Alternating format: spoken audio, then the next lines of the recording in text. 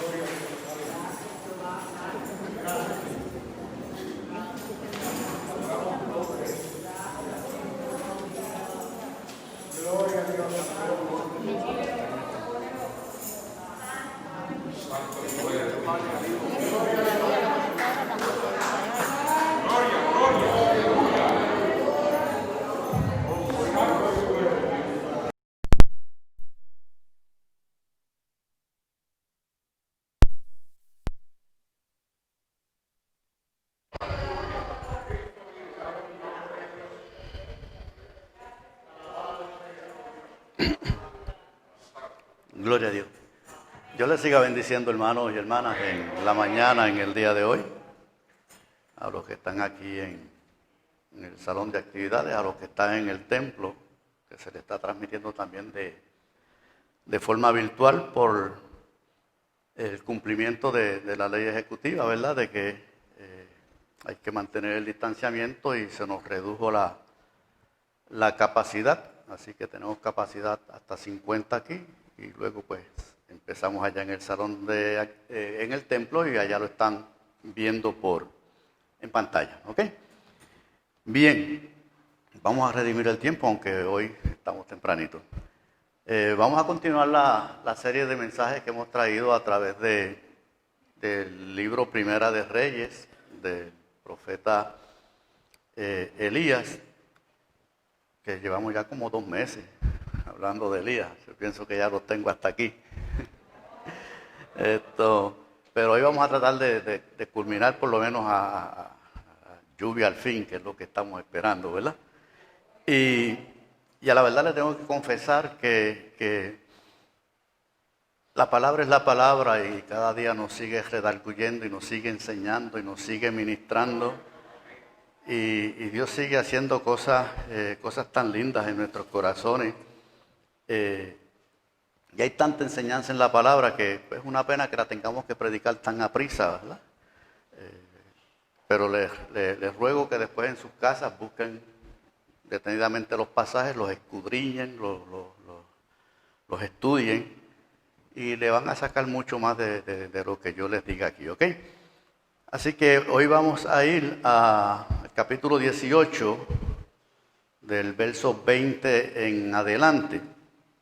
Y para redimir el tiempo, pues no le voy a leer todo el pasaje así ahora, pero como es nuestra costumbre, vamos a ir verso por verso, ¿ok? Verso por verso, para que estudiemos bien lo que dice ahí. Y le pedimos al Señor antes que nada que use este tiempo para que hable a nuestras vidas, para que glorifique a su Hijo Jesucristo en nuestros corazones, para que seamos edificados y Él sea glorificado, ¿ok? Le voy a leer el primer verso o el verso 20 y de ahí partimos. Dice así, primer libro de Reyes, capítulo 18, verso 20.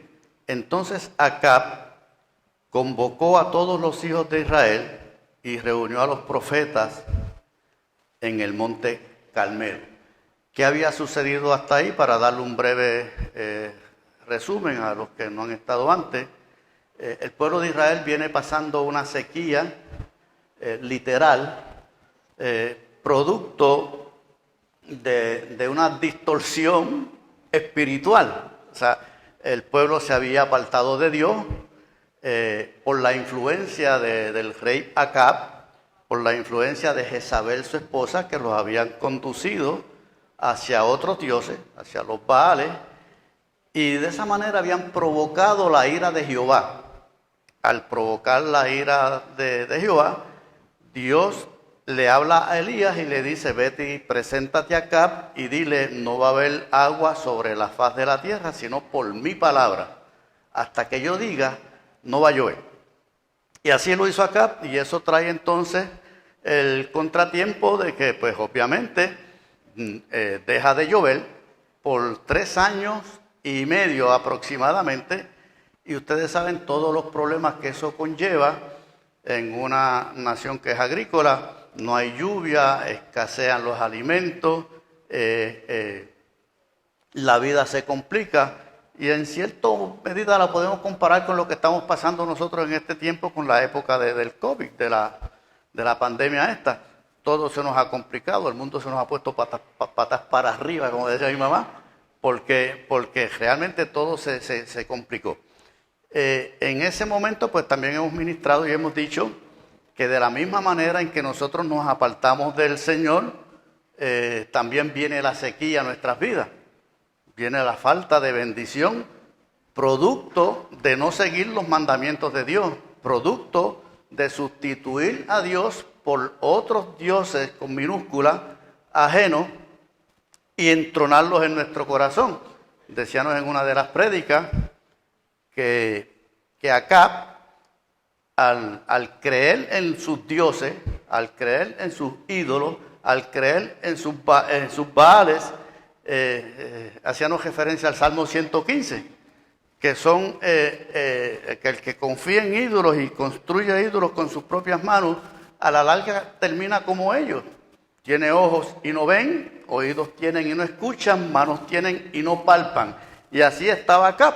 O sea, Acab se convirtió, o sea, su creencia, a pesar de las manifestaciones que Dios había hecho a través del profeta Elías, Acab seguía entronando a los Baales en su corazón, seguía creyendo en ellos y no escuchaba, o sea, tenía oídos pero no escuchaba que Dios le estaba hablando, tenía ojos y no veía que Dios le estaba le estaba ministrando, le estaba llamando a un cambio, le estaba diciendo, estás equivocado, de esa forma no es, y se entorpecía cada día más, hasta el punto que llegó el momento concluido por Dios, cuando entonces le dice a Elías, ve ahora y preséntate a Acab, porque yo voy a hacer que llueva. Y Elías viene y se presenta a Acab como todo un hombre, un verdadero profeta. De frente le dice, cuando se le presenta a Acab, Acab le dice, ¿eres tú el que turbas a Israel? Y aquel hombre se paró con los pantalones bien puestos en su sitio y dice, no, yo no. Tú eres el que estás turbando a Israel. Tú y tu familia, por seguir a Jezabel, tu esposa, por seguir todas las creencias de los dioses paganos, has turbado a Israel por alejarte de los mandamientos de Dios. Has turbado a Israel y eso ha producido esta sequía. O sea, tú eres el culpable, tú y tu familia. Y entonces en esa lucha nos quedamos, ¿ok? Ahí entonces es cuando Elías le dice, envía y congrégame a todo Israel y tráeme a los profetas y vamos a ver de qué cuero sale más coge aquí, ¿ok? Y ahí entonces entramos en el texto de hoy. O sea, en el verso 19, Elías le dice, envía pues ahora, congrégame a todo Israel en el monte Carmelo, a los 450 profetas de Baal y a los 400 profetas de Acera que comen de la mesa de Jezabel. Entonces, el verso que empezamos hoy, entonces Acab convocó a todos los hijos de Israel, los reunió a los profetas en el monte Carmelo. Échale mano a este verso 21, que es bien importante. Cuando están todos congregados, cuando Elías logra que Acab le congregue a todo Israel y están todos los profetas y todos ahí, dice el verso 21, y acercándose Elías a todo el pueblo, dijo, y acercándose Elías a todo sendero de vida, dijo, ¿hasta cuándo claudicaréis vosotros entre dos pensamientos? Si Jehová es Dios, seguidle, y si Baal, id en pos de él. Y el pueblo no respondió palabra. Elías viene y aprovecha. Elías está bien claro que lo que está sucediendo es producto de la enajenación del pueblo con Dios.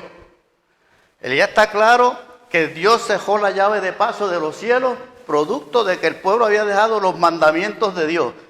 Pero no lo habían dejado de golpe y porrazo, o sea, no era que estaban completamente aislados del Señor, sino dice aquí que estaban en dos pensamientos. Y eso es peor, porque la Biblia le llama a eso ser tibio. La Biblia le llama a eso ser tibio. Elías le dice, y acercándose a Elías le dice, ¿hasta cuándo claudicaréis vosotros en dos pensamientos? Es bien bonito esto, porque en el original lo que dice es como cuando un pajarito está de una jama a otra jama. Se puede traducir también como lo mismo, ¿verdad? Y un poquito más pagano. Lo mismo bailas con una que bailas con otra. Eso es lo que le está diciendo Elías ahí al pueblo de Israel. ¿Hasta cuándo tú vas a tener un pie en el reino de Dios y otro pie en el mundo? ¿Hasta cuándo? ¿Hasta cuándo? ¿Hasta cuándo vas a estar viniendo un domingo a la iglesia y acallando tu conciencia y ok, di una ofrendita y cante unos coritos, pero el lunes vuelve y sigues con las mismas andadas? ¿Hasta cuándo? ¿Hasta cuándo? ¿Hasta cuándo vas a venir y levantas las manos y cierras los ojos y cantas a Dios y el lunes vas y metes una mentira? ¿Hasta cuándo? ¿Hasta cuándo vas a seguir en dos pensamientos? O sea, Dios lo demanda todo. Todo. No podemos entretenernos y pensar que lo vamos a engañar, pues venimos y simulamos y hacemos algo por aquí y hacemos algo por acá. No. Dios demanda toda nuestra vida. Toda nuestra vida. Dicho sea de paso, la Biblia dice que nosotros fuimos creados para la gloria y la alabanza, o sea, para la alabanza y la gloria de su nombre, para glorificar en todo. Y entonces le está diciendo aquí, ¿hasta cuándo claudicaréis en dos pensamientos? Y va un poquito más. dice, si Jehová es Dios, seguidle. Y si Baal, id en pos de él. Y el pueblo no respondió palabra. O sea, Elías fue más claro.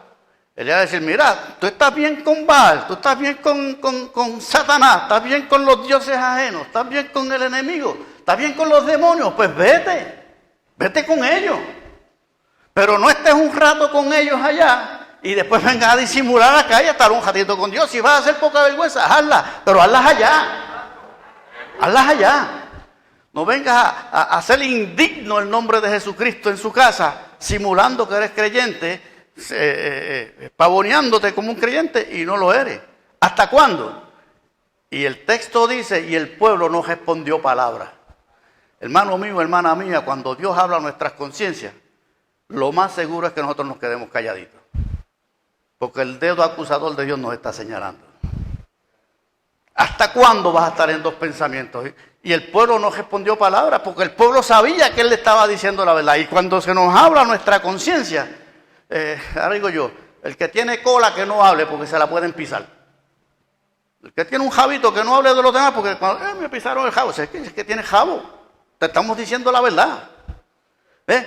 Y entonces el pueblo se enmudeció. O sea, ¿hasta cuándo? Cuando el dedo acusador nos dice, porque ellos sabían que le estaban diciendo la verdad. Como muchos de nosotros hoy aquí sabemos que Dios te está diciendo la verdad. Y que si hoy estás aquí, Dios te está diciendo ¿hasta cuándo? ¿Hasta cuándo vas a seguir en dos pensamientos? ¿Hasta cuándo vas a estar sin entregarte por completo al Señor? El producto de la sequía, el producto de la falta de bendición, posiblemente es que te alejaste de Dios, que abandonaste a Dios, que estás en otros caminos, que estás en dos pensamientos, que un día haces una cosita buena acá, pero el resto de semana haces lo indigno por allá. Y el pueblo guardó silencio. Dice, no respondió palabra. Cuando Elías ve que el pueblo no le responde palabra, verso 22 dice, y Elías volvió a decir al pueblo, solo yo he quedado profeta de Jehová, mas de los profetas de Baal hay 450 hombres. Claro. Cuando él le dice, ¿hasta cuándo? O sea, ¿cuándo se ponen del lado de Dios? ¿Cuántos se ponen del lado de Dios? Ninguno. No respondieron. Y le dice, yo estoy solo. Yo quedé solo. Nosotros sabemos que habían 100 guardados en una cueva y sabemos todo eso. Y después al final del pasaje, Dios dice, yo me he reservado 7,000. Pero este hombre cuando le hizo el llamado al pueblo para que el pueblo se pusiera de firme, ninguno respondió. Fue igualito que Josué, ¿se acuerdan? Josué le dice al pueblo, escojan hoy a quién servir. Si los dioses allá, pues váyanse con ellos. Pero yo y mi casa serviremos al Señor. Los que estén de parte de Dios, que se pongan para este lado. El que no esté de parte de Dios, que siga con ellos allá. Firmeza, firmeza. Y entonces, del verso 24 en adelante dice, y hablando ya de los profetas, dice, invocad luego vosotros el nombre de los dioses y yo invocaré el nombre de Jehová. Y el Dios que respondiere por medio de fuego, este sea Dios. Y todo el pueblo respondió diciendo, bien dicho. No es para menos. O sea, si primero le dijo, ¿hasta cuándo van a estar en dos pensamientos? Y se quedaron calladitos. Y dice, pues ok, se la voy a poner un poquito más fácil para que la puedan ver. O sea, le estoy hablando a la conciencia y al corazón de cada uno de ustedes y no quieren responder. Pues déjame ponérsela más facilita. Vamos a poner aquí, vamos a hacer una demostración de quién es Dios. Y vamos a levantar un altar y búscate los profetas de Baal. Y vamos a hacer un sacrificio y vamos a poner un buey aquí. Y el Dios que demuestre, que haga descender el fuego, ese es Dios. Y entonces el pueblo dijo, bien dicho, no le quedaba otra. ¿Qué más? O sea, aquí me agajó, o sea, la espalda, no, pues bien dicho, sí, ahí está. Entonces Elías dijo a los profetas de Baal, escogeos un buey y preparadlo vosotros primero, verso 25, pues que sois los más, e invocad el nombre de vuestros dioses, mas no pongáis fuego debajo. Y ellos tomaron el buey que le fue dado y lo prepararon e invocaron el nombre de Baal desde la mañana hasta el mediodía diciendo, Baal, respóndenos. Pero no había voz quien respondiese, ni quien respondiese, entre tanto ellos andaban saltando cerca del altar que habían hecho. Y aconteció al mediodía que Elías se burlaba de ellos, diciendo, gritad en alta voz, porque Dios es. Quizás está meditando, o tiene algún trabajo, o va de camino, tal vez duerme y hay que despertarle. Y ellos clamaban a grandes voces y se sajaban con cuchillos y con lanzas conforme a su costumbre, hasta chorrear la sangre sobre ellos. Pasó el mediodía y ellos siguieron gritando frenéticamente hasta la hora de ofrecerse el sacrificio, pero no hubo ninguna voz, ni quien respondiese, ni quien escuchase. Entonces dijo Elías al todo el pueblo, okay, vamos hasta el 29. Los baales prepararon su altar, o retomaron su altar porque estaba preparado, y estaba preparado porque ellos seguían sacrificando ídolos ahí todos los días, está en práctica. Porque digo esto porque cuando Elías viene a preparar el próximo verso 30, el altar de Jehová, Elías tuvo que prepararlo, tuvo que arreglarlo. El de Dios no estaba arreglado, el de ellos sí, el de Dios estaba arruinado. Así que cuando ellos ponen el buey y hacen todo el sacrificio y hacen todo el protocolo y el andamiaje del sacrificio, su Baal no le responde. No les responde porque ya lo habíamos dicho, tienen ojos y no ven, boca tienen y no hablan, oídos tienen y no oyen.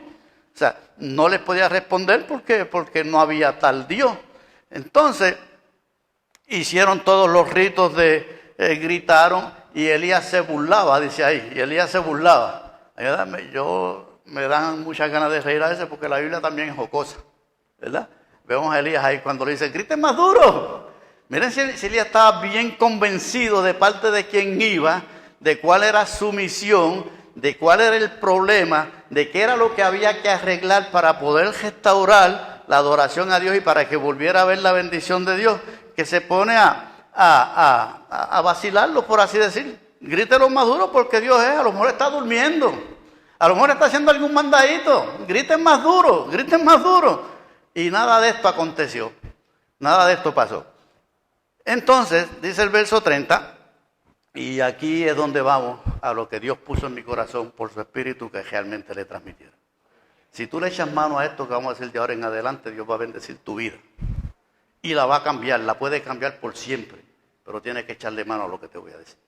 ¿Ok? Mira lo que dice entonces. Entonces dijo Elías a todo el pueblo, acercaos a mí. Y todo el pueblo se le acercó. Y él arregló el altar de Jehová que estaba arruinado. Ahí está la clave. Ahí está la clave. ¿Por qué no había bendición? Porque el altar de Dios estaba arruinado. El altar de Dios es donde se sacrifica, en el Antiguo Testamento, se hacen sacrificios para agradar a Dios. Y no es otra cosa que simboliza nuestra comunión y nuestra relación con Dios. Y cuando nuestra relación con Dios está arruinada, no puede haber bendición. No puede haber bendición. Cuando nuestra relación con Dios está arruinada, no puede haber bendición. Y Elías le dijo al pueblo, acérquense para acá. O sea, fíjense primero que en el verso 21, Elías fue el que se acercó. Y ahora dice al pueblo, acérquense ustedes acá, miren esto. Miren lo que voy a hacer, es lo que está diciendo Elías. Y empieza por ahí. Dice, acercaos a mí, y todo el pueblo se le acercó. Y él arregló el altar que estaba arruinado. Vamos entonces, ya estamos claros que cuando no hay una relación buena con Dios, cuando nuestra relación o nuestra comunión con Dios se ha arruinado, por lo que sea, no fluye bendición. Entonces en estos momentos yo tengo que actualizar y pensar por qué muchas cosas a veces en nuestra vida no están funcionando. ¿Por qué las cosas no me están saliendo? O sea, ¿qué pasó? ¿Qué está pasando? Que la bendición de Dios no está fluyendo. Cuidado, que tu altar con Dios no vaya a estar arruinado. Que tu relación con Dios no esté bien. que hayas te hayas alejado de los mandamientos de Dios, te hayas apartado, que estés en dos pensamientos, que estés en dos aguas, que Dios te esté diciendo hasta cuándo vas a seguir, allá o acá, y eso mismo haga que no fluya la bendición en tu vida. Entonces, yo no tengo la contestación para ninguna de tus preguntas en esta mañana, posiblemente no tengo la solución para eso, pero te puedo decir lo que hizo el profeta Elías para arreglar la situación de toda la nación de Israel en aquel tiempo, cuando la sequía abajotaba a toda la nación. ¿Y por dónde es que tenemos que empezar? Trata de echarle mano a esto. Tenemos que empezar para que la vida nos vuelva a cambiar, para que la vida se vuelva a restaurar, para que venga la lluvia del cielo, para que vuelva la bendición a nosotros. Tenemos que empezar a restaurar el altar de Dios. No hay manera que Dios pueda bendecirnos si nuestro altar está arruinado. No hay manera. Una vida desenfrenada, una vida en pecado, una vida en la avalancha de la maldad de este mundo, una vida lejos de los pensamientos de Dios, ¿cómo te va a bendecir? Hay que arreglar el altar de Dios. Y miren cómo lo arregla. Y dice, porque entonces la pregunta, nos quedaremos en el aire con solamente esto. ¿Cómo yo arreglo mi relación con Dios? ¿Cómo yo arreglo mi altar con Dios? Elías nos dice, o mejor dicho, el primer libro de Reyes nos dice, y tomando Elías 12 piedras, conforme al número de las tribus de los hijos de Jacob, al cual había sido dada palabra de Jehová, diciendo, Israel será tu nombre, edificó con las piedras un altar en el nombre de Jehová, después hizo una zanja alrededor del altar, en que cupieran 2 medidas de grano. 2 puntos bien importantes hay, para que empecemos a arreglar nuestro altar. Dice que lo primero que hizo fue que tomó 12 piedras y edificó. Miren el mensaje que está detrás de todo esto. 12 piedras conforme a las tribus de Israel. Las tribus de Israel estaban divididas. 10 en un lado y 2 en otro. Pero para Dios sigue siendo un solo pueblo. No podemos tener una buena comunión con Dios ni un altar de Dios restaurado si estamos divididos. No puede haber tal restauración. Si tú tienes todavía pensamientos negativos, si tú tienes gente en contra, voy un poquito más. Si tú tienes gente que te ha hecho daño, que te lastimó, que te ofendió, que te humilló, que no te valoró, este es el momento de perdonar, porque este es el momento de restaurar, este es el momento de que Dios mire hacia abajo y nos vea como uno, no como 10 en un lado y 2 en otro. Si tú tienes gente que piensa distinto a ti, que no piensa igual que tú, este es el momento de perdonar, este es el momento de restaurar, para que nuestro altar y nuestra comunión con Dios sea restaurado y la bendición de Dios pueda fluir. ¿Y cómo hacemos esto? Dice ahí, búscate las 12 piedras y edifica. Empieza a hacer cosas que edifiquen. Empieza a hacer cosas que en lugar de dividir, nos unan. Son mucho más las que nos unen. Son mucho más las que nos unen. A mí me da pena con mucha gente que tiene mucho conocimiento, pero es acá arriba nada más. No lo han bajado acá abajo. Y ese conocimiento, en vez de edificar, divide. Y ese conocimiento, en vez de glorificar a Dios, lo que hace es que separa. Y Dios no está en ese asunto. Dios lo que quiere es que estemos unidos y que edifiquemos. Pero encima de esto hay un mensaje más profundo todavía, que no está tan clarito ahí. Se lo voy a tratar de explicar. Y el mensaje más clarito encima de esto es que Dios no está luchando con otros dioses. Dios no tiene por qué pelear con otros dioses, porque no hay otros dioses. Oye Israel, Jehová nuestro Dios, uno es. Dios no tiene que demostrar que hay otros dioses. Por lo tanto, no pelea con otros dioses, porque tú no vas a pelear con quien no existe. La batalla que se está representando ahí es entre Jehová y nosotros los seres humanos. Es entre Jehová y tú. Es entre Jehová y yo. Porque nosotros somos los que hemos inventado otros dioses.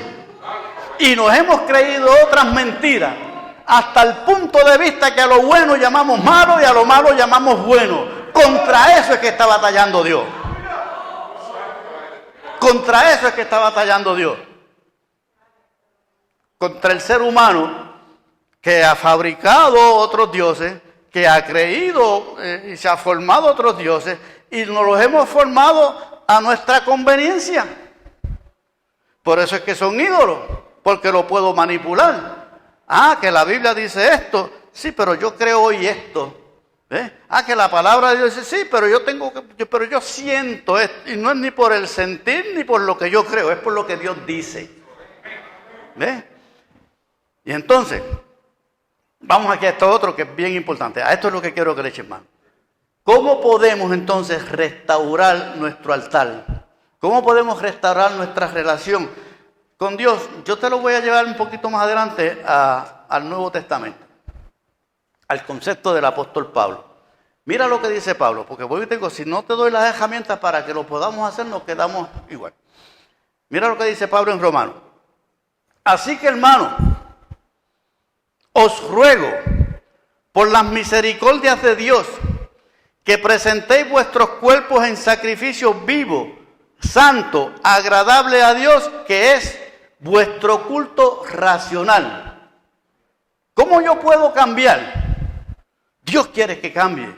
Dios no quiere que estés un día allá y un día acá. Dios quiere que estés todo el tiempo acá, en el reino de Dios. ¿Cómo yo puedo hacerlo? Pablo te da el consejo, dice, así que, hermanos, os ruego por las misericordias de Dios. ¿Qué es lo que me tiene que motivar a mí para hacer la voluntad de Dios? ¿Qué es lo que me tiene que motivar y estimular a mí para que las cosas que haga las haga agradando a Dios? ¿Qué es lo que me tiene que motivar y empujar a mí para que ame a Dios, para que busque a Dios, para que quiera hacer la voluntad de Dios? Las misericordias de Dios. Así que, hermanos, os ruego por las misericordias de Dios. Es bien importante, eso está en el capítulo 12 de Romanos. De ahí hacia atrás, desde Romanos 1 hasta Romanos 12, el apóstol Pablo lo que está diciendo es que nosotros no teníamos esperanza ninguna. Que la paga del pecado es muerte. Que no hay bueno ni siquiera uno.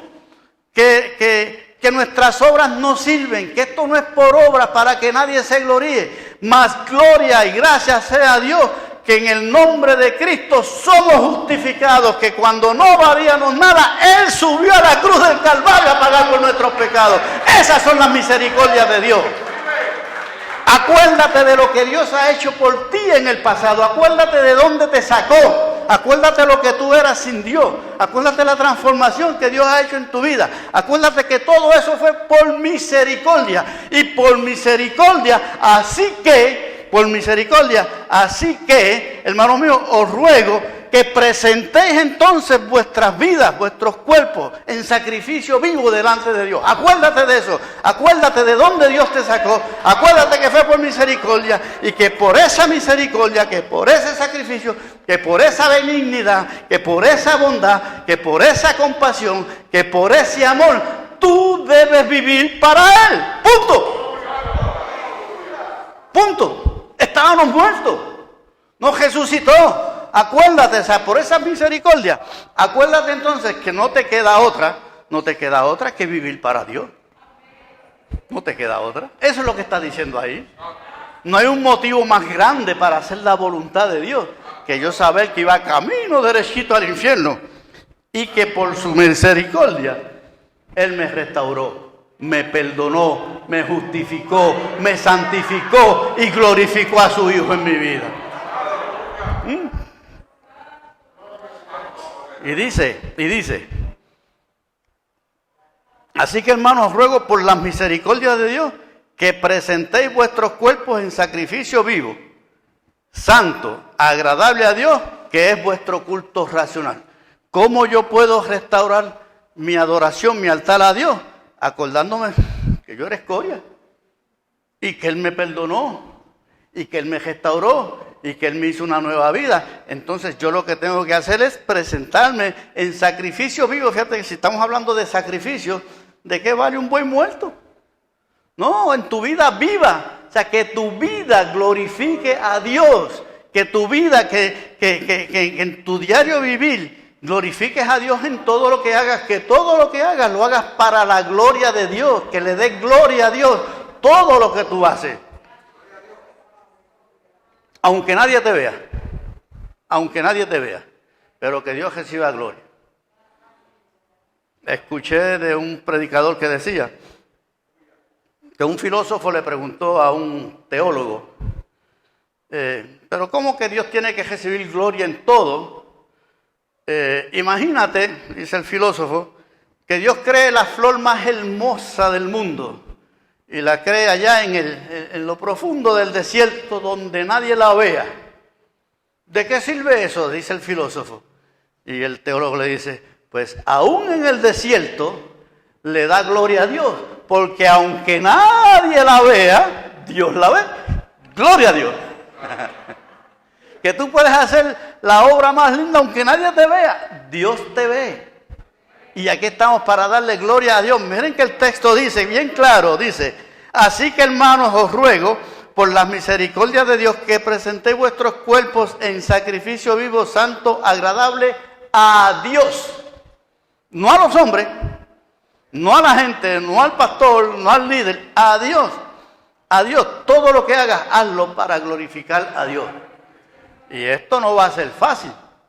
Esto no es, que es uno de los problemas que caemos muchas veces. Pensamos que esto es como un chasquido. Y voy allí, un culto, y poder y unción, y ya sale. No. Esto es un proceso. Esto es un proceso. Mire entonces lo que, si le preguntamos al apóstol Pablo, es más, déjenme parafrasear esto un poquito porque a mí me hizo mucho bien. Si quizás todavía te estoy sonando muy lejos, cuando yo meditaba en esto en esta semana, dice, así que hermanos os ruego por las misericordias de Dios. Yo lo personifiqué. Así que hermano Gabriel, personifícalo tú, como si Pablo te lo estuviera diciendo. Así que hermano Gabriel, os ruego por las misericordias de Dios, preséntate delante de Dios. Preséntate delante de Dios en tu cuerpo, en tu vida, como un sacrificio vivo, santo y agradable a Dios. O sea, esto es personal. Así que, o sea, y por las misericordias de Dios, y yo sé de dónde Dios me sacó. Tú sabes dónde Dios te sacó. Tú sabes dónde Dios te sacó. Tú sabes cuáles han sido las misericordias de Dios contigo. Así que por esas misericordias, por ese favor inmerecido, por esa gracia de Dios, vive para adorarlo a Él. Vive para glorificarlo a Él. Entonces, si le preguntamos al apóstol Pablo, ¿y cómo hacemos eso? Apóstol Pablo, ¿y cómo hacemos eso? El próximo verso te lo dice. No te conformes a este siglo. No te conformes a este siglo, sino transformaos por medio de la renovación de vuestro entendimiento, para que comprobéis cuál sea la buena voluntad de Dios, agradable y perfecta. ¿Qué es lo que nos está diciendo Pablo? ¿Cómo yo puedo restaurar mi adoración a Dios? ¿Cómo yo puedo restaurar mi comunión con Dios? Acordándome después de las misericordias de Dios. Y lo próximo que tengo que hacer es no conformarme a este siglo. Hermano mío, hermana mía, Dios siempre ha querido tener un pueblo diferente al mundo. Y lo que está diciendo Pablo ahí, no dejes que caigas en ese molde mundano. Que seas una producción en grande escala, o sea, que tengas las mismas características del mundo. Tiene que haber una diferencia entre el que es cristiano y el que no es cristiano. Tiene que haberla. No podemos seguir viviendo en la vana manera de vivir. Tiene que haber una transformación. Dice, y eso se hace no conformándonos a este siglo. O sea, yo no puedo seguir haciendo las cosas porque los demás las hacen. Pues mira, llené el púa y metí 2 mentiras allí y lo cualifiqué. Pues como aquel lo hizo, yo lo voy a hacer. No te conformes a la mentira, no te conformes a este mundo. Sé diferente para la gloria de Dios. Sé diferente. Es cosa horrible, es cosa horrible. Yo pienso que el peor enemigo que tiene el Evangelio es un cristiano o un mundano simulando que es cristiano dentro de la iglesia y haciendo barbaridades. Porque el que lo está viendo fuera, no hay testimonio. Y Dios que te está viendo te está diciendo es mejor que te apartes para allá, ¿verdad? Si Baal es Dios, irte en pos de él. Si Jehová es Dios, seguirle. Y yo tengo que decir esto de parte del Señor, como una parte, como pastor de esta iglesia, y la responsabilidad es completamente mía. Si tú estás en ese tipo de pecado, si Dios viene hace rato diciéndote, Dios no puede ser burlado, lo que el hombre sembrare, eso va a cosechar, y tú insistes, y tú insistes, y tú insistes, y hoy Dios te está diciendo, ¿hasta cuándo? ¿Hasta cuándo vas a seguir en dos pensamientos? Si Baal es Dios, vete en pos de él. Si Jehová es Dios, seguirle. Entonces lo que Dios está diciendo, acuérdense, Dios dice, mejor es que sea frío que tibio, porque a los tibios los vomita Dios. ¿Y qué es aquello que se vomita? Aquello que no se puede digerir. Dios te está diciendo, con esa tibieza, con un pie allá y un pie acá, no te puedo digerir. No te puedo digerir, no hay manera, mejor vete allá. Y yo te digo en el nombre del Señor, si vas a seguir pecando para seguir deshonrando el nombre de Dios y seguir desacreditando y haciéndolo indigno, pues vete allá, haz como el hijo pródigo. Y cuando estés en la puerqueriza, que sepas que en sendero de vida siempre se te dijo que el día que tú decidas de corazón levantarte y decir, me levantaré, iré a la casa de mi padre, aquí te vamos a recibir con los brazos abiertos. Pero no estés autoengañado, que así te vas para el cielo. No estés autoengañado, te estás autoengañando. O sea, o allá o acá. O te conviertes de corazón o te pierdes, punto. Y la palabra de Dios es clara, Dios es radical. Dios es radical. Y entonces Dios nos está diciendo aquí, no os conforméis a este siglo. Mira, Dios nos manda a vivir contra cultura. Nosotros queremos hacer todo lo que hace la cultura y nos queremos vestir como se visten. Miren, a veces yo veo, no me gusta mencionar estas cosas, pero yo veo muchos pastores, especialmente jóvenes, tratando de simular el mundo allá, y yo no estoy en contra de eso, pero es que me parece que detrás de eso hay un mensaje. Si el mundo viste con pantalones rotos, allá se pone el pantalón roto. Si el mundo viste con los pantalones acá abajo, allá se ponen los pantalones acá abajo. Y estamos metiendo al mundo en la iglesia, nos estamos conformando al mundo cuando Dios nos dice, no, sean diferentes, sean genuinos por la palabra de Dios. Sean genuinos por la palabra de Dios. Y mire lo que dice, no os conforméis a este siglo, sino transformaos por medio de la renovación de vuestro entendimiento. ¿Cómo nos renovamos en nuestro entendimiento? ¿Cómo es que podemos renovarnos en nuestro entendimiento? Por la palabra de Dios. Por la palabra de Dios. Si no estudiamos la palabra de Dios, si no conocemos lo que Dios dice en su palabra, ¿cómo? ¿Cómo vamos a renovarnos? Porque de esa manera es que dice el apóstol, si nos renovamos por la palabra de Dios, si renovamos nuestro entendimiento, de esa forma es que vamos a comprobar cuál es la voluntad de Dios, agradable, buena, perfecta. ¿Cómo yo sé qué es la voluntad de Dios si no leo la palabra? ¿Cómo yo sé qué es lo que Dios quiere si no me meto con Él en oración? Si estoy 3 horas en WhatsApp, 2 en Facebook, 1 en Instagram y 5 minutitos. No lo digo porque... Pero ustedes me entienden. Hacemos un santiamén y ya. No. Esto demanda vivir con Dios, consagrar. Él dio su vida por nosotros.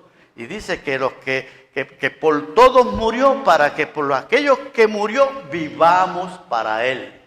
Debemos vivir para Él. No hay otra. ¿Cómo yo puedo vivir para Él otra vez? Por las misericordias. Acordándome de dónde me sacó. Y dice, no os conforméis a este siglo, sino transformaos por medio de la renovación de vuestro entendimiento, para que comprobéis cuál sea la buena voluntad de Dios, agradable y perfecta. La única forma que yo sé de saber cuál es la voluntad de Dios es por la palabra del Señor, conociendo la palabra de Dios. Les voy a decir esto. Yo estoy en contra del evangelio de la prosperidad, totalmente en contra. Pienso que es demoníaco. Y yo creo que yo soy un hombre próspero. Creo que Dios prospera. Pero ¿sabes por qué digo que es demoníaco y por qué estoy en contra? Porque la mayoría de esos líderes utilizan la palabra de Dios para entonces extorsionar a la gente, o sea, incitarlos, influenciarlos para que vengan a beneficiarlos. Y si tú buscas lo que la palabra de Dios dice, en el Evangelio de Juan, que dice: escudriñad las Escrituras, porque a vosotros os parece que en ellas tenéis la vida eterna, y ellas son las que dan testimonio de mí, dice Jesús mismo. Así que cuando yo busco la Escritura, el motivo que debe haber en mi corazón es que esa Escritura me dirija hacia Jesús. Hacia Jesús, no a llenar mi bolsillo. No a llenar mi bolsillo. No a estrangular a otro. O sea, toda la escritura es inspirada por Dios y es útil. Y me tiene que dirigir, está dirigida de tapa a tapa, que todo señala a Jesucristo, me tiene que llevar a Jesucristo. Y entonces cuando yo utilizo eso, es más, te digo un poquito más. No vengas a la iglesia a decir: ay, deja que si Dios me habla para ver cómo resuelvo mañana. Deja ver si Dios me habla para cómo recibo esto, para cómo recibo aquello. No. Ven a la iglesia para que Dios te hable cómo te acercas más a Él. Cómo lo glorificas más a Él. Porque para Él vivimos. Para Él vivimos. Y hasta que no vivamos así, hasta que nuestra vida no esté determinada de esa manera, no va a haber bendición. Me vas a decir en estos momentos: pastor, la estás poniendo muy dura. La palabra de Dios es dura. Y la palabra de Dios es firme. Y la palabra de Dios tiene autoridad. Y la palabra de Dios tiene poder. Pero yo tengo que coger la palabra y traerla a mi vida y ponerla por obra. Esto no va a ser de un momento para otro. Esto va a ser un día a día. Un esfuerzo. Esto aquí no se resuelve con yo hacer una oración y se acabó. No, esto es, el apóstol dice aquí: así que, hermanos, os ruego por las misericordias de Dios que presentéis vuestros cuerpos en sacrificio vivo, santo, agradable a Dios. Y es un término presente, o sea, continuo. Déjame poner un ejemplo para ver si me explico. Ok, vamos a coger a Frido. Frido toca una guitarra espectacular, ¿verdad? Y yo lo veo tocar ahí, y yo puedo acercarme a Frido cuando se acabe el culto y decirle a Frido: Frido, daría yo mi vida por tocar como tú tocas. Y Frido, que es humilde, ¿verdad? Y es manso, yo estoy seguro que no me va a decir nada, pero él va a decir: pastor, es que yo he dado mi vida para tocar como estoy tocando.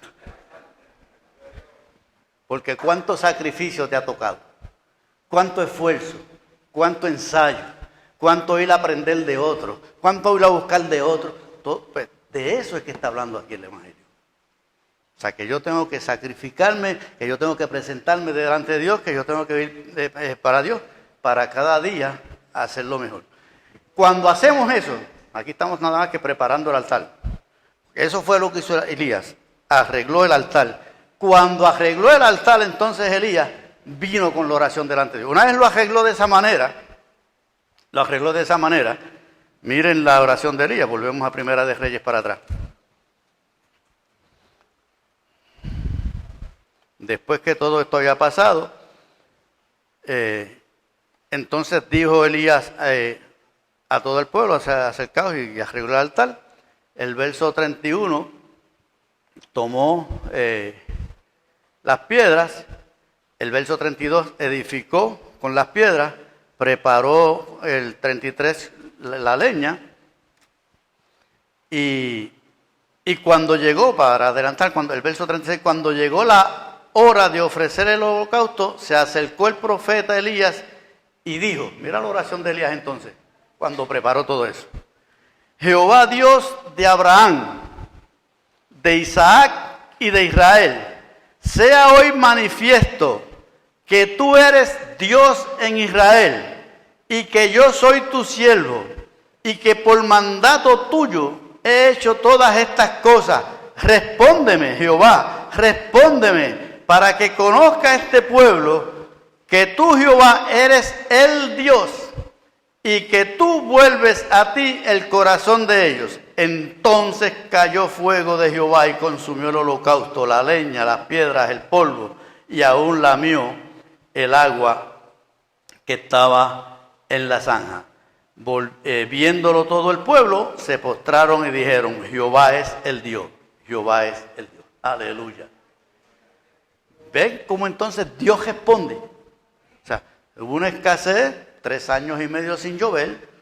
Dios le está enseñando a su pueblo, pues yo voy a dejar la llave de paso, no va a haber bendición, y los trae hasta acá. Cuando Elías vuelve entonces y prepara el altar y arregla su vida y intenta arreglar la vida del pueblo de Dios, el pueblo de Israel con su Dios, entonces invoca al Señor. Y lo invoca con una certeza y una seguridad. O sea, dice, Jehová, respóndeme. Y ahí hay mucha tela que cortar. Eso da para casi otro mensaje más.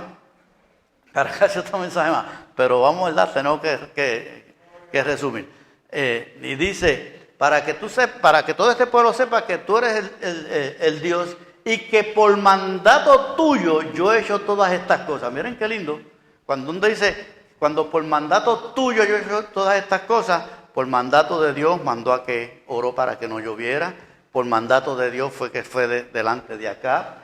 Por mandato de Dios fue que resucitó el hijo de la viuda. Y más, y voy un poquito más. Y por mandato de Dios era que se burlaba de los Baales. Lo dice ahí. Por mandato tuyo he hecho todas estas cosas. O sea, por mandato del Señor fue que los ridiculizó allí. Esos no son dioses nada. Esos son inventos del ser humano que ha querido sustituir a un Dios. Que en vez de nosotros ser a la imagen y semejanza de Dios, hemos hecho un Dios a la imagen y semejanza nuestra, que lo queremos manipular, que lo queremos manejar, y eso en otras palabras sencillas es idolatría. Y Dios le está y Elías le está diciendo, para que este pueblo sepa que todo este proceso que yo he hecho es por mandato tuyo. Pero hay un principio ahí importante, y para que este pueblo sepa que tú vuelves el corazón de ellos a ti. Aleluya. Voy un poquito más, y esto me viene casi a la memoria ahora. Si el que se había comportado mal fue el pueblo, si el que le había fallado a Dios fue el pueblo, si el que le dio la espalda a Dios y se alejó de los pensamientos fue el pueblo, si el que pecó contra Dios fue el pueblo, si tú fueras Dios, o si yo fuera Dios, por lo menos si yo fuera Dios, en vez de mandarle ese fuego sobre el altar, ¿sobre quién lo mandaría?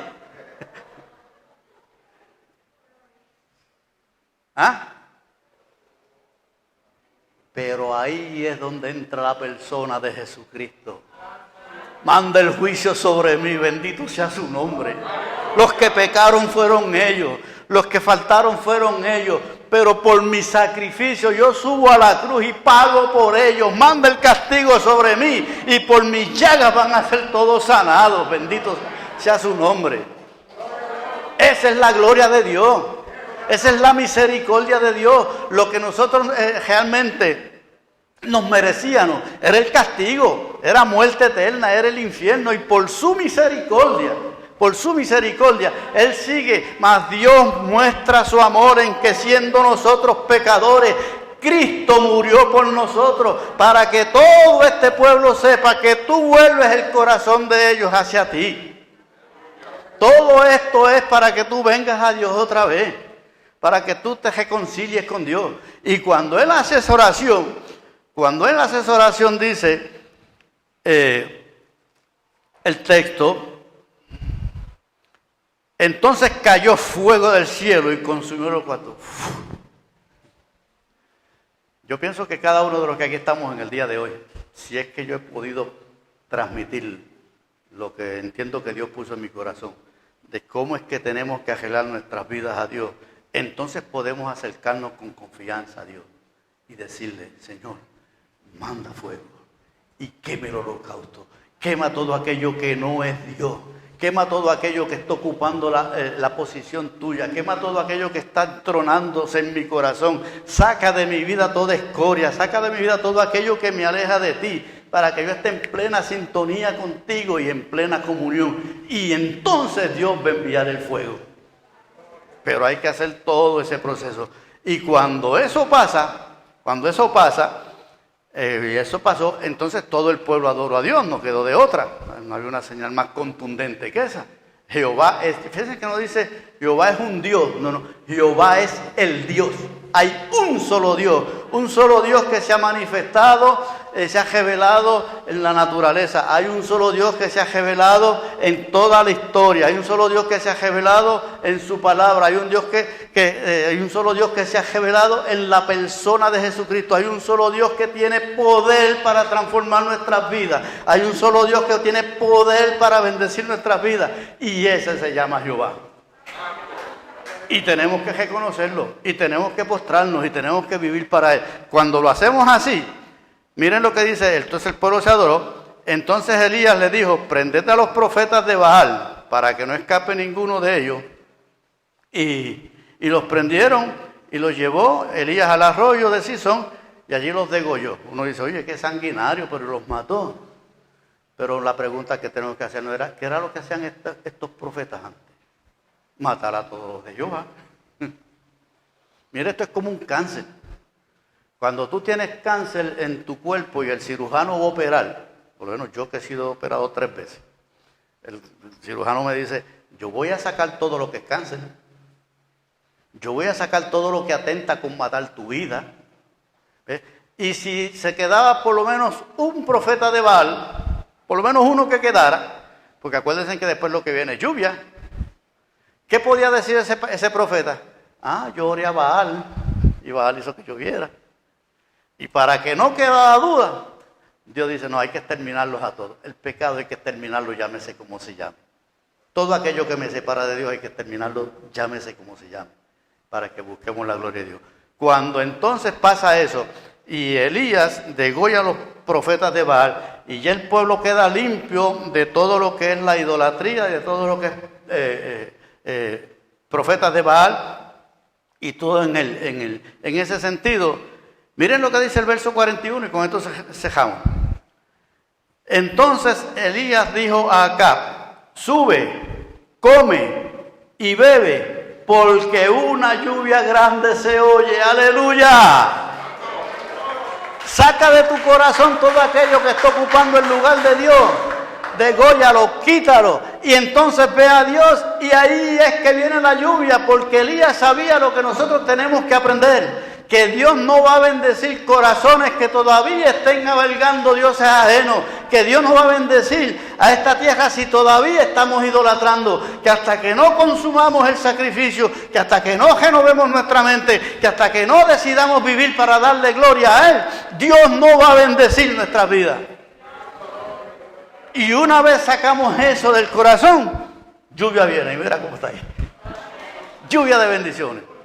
Así que lo que le ha puesto quizás pausa a tu vida en este momento, yo pienso que Dios te lo está diciendo de forma clarita. Vuelve a mí, adórame a mí, sírveme a mí, saca todo aquello que no es Dios, vive para la gloria mía, y yo me voy a encargar de bendecir tu vida. Seguimos en otra ocasión.